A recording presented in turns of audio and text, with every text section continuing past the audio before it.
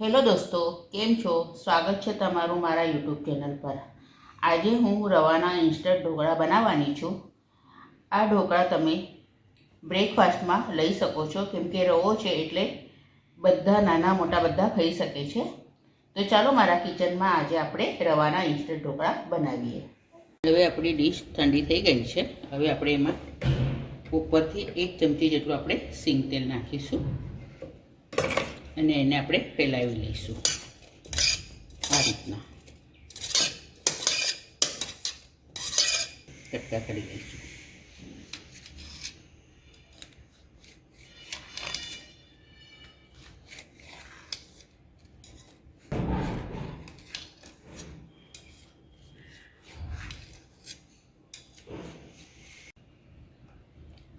આ નાનો ગ્લાસ ભરીને મેં રવો લીધો છે. તમે જાડો પણ લઈ શકો છો, પણ મારી જોડે નથી એટલે મેં ઝીણો રવો લીધો છે. હજી બીજો આપણે 1 ગ્લાસ લઈશું.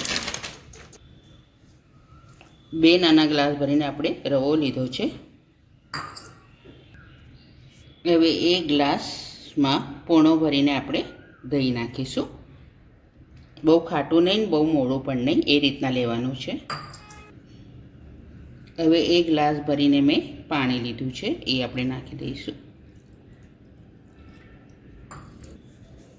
હવે આપણે મિક્સ કરી લઈશું.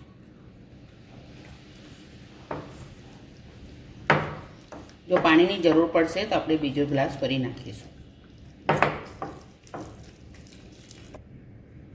હવે આમાં સ્વાદ પ્રમાણે આપણે મીઠું નાખીશું.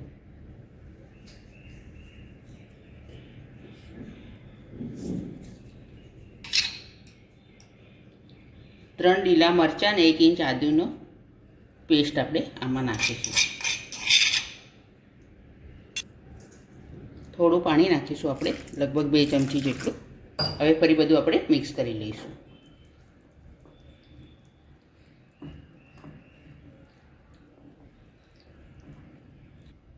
હવે આપણું ખીરું તૈયાર થઈ ગયું છે. હવે આને લગભગ 10 થી 15 મિનિટ માટે આપણે ઢાંકીને મૂકીશું. હવે 15 મિનિટ થઈ ગયા છે. હવે આમાં આપણે 2 ચમચી જેટલું સિંગ તેલ નાખીશું અને મિક્સ કરી લઈશું.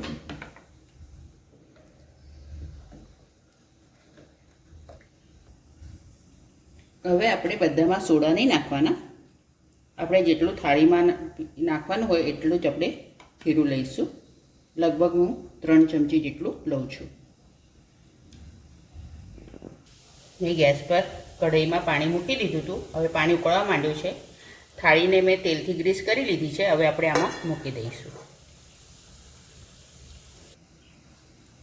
5 ચમચી જેટલો મેં ખાવાનો સોડો લીધો છે. હવે એના પર આપણે લીંબુ નીચવીશું એટલે સોડા એક્ટિવ થશે. હવે આપણે આને ભૂની લઈશું.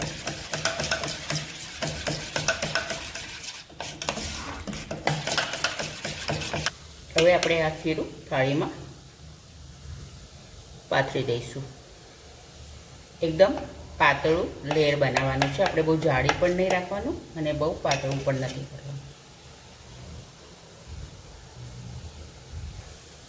હવે ઉપરથી સેજ લાલ મરચું આપણે છાંટી દઈશું.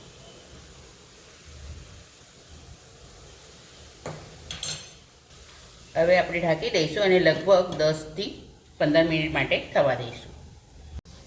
હવે આપણા ઢોકળા થઈ ગયા છે કે નહીં આપણે ચેક કરી લઈએ. અંદર આપણે ચાકુ નાખી જોઈશું. ચાકુ આપણો એકદમ ક્લીન આવ્યો છે. હવે આપણે ઉતારી દઈશું.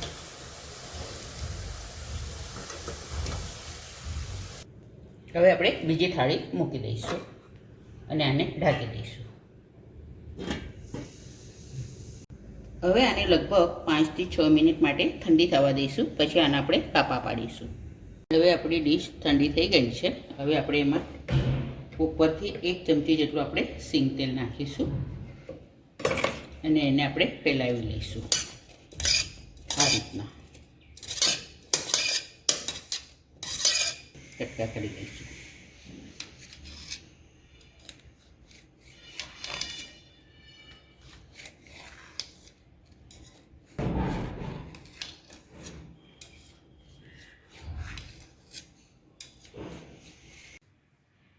તૈયાર છે આપણા રવાના ઇન્સ્ટન્ટ ઢોકળા. આજે મેં રવાના ઇન્સ્ટન્ટ ઢોકળા બનાવ્યા છે.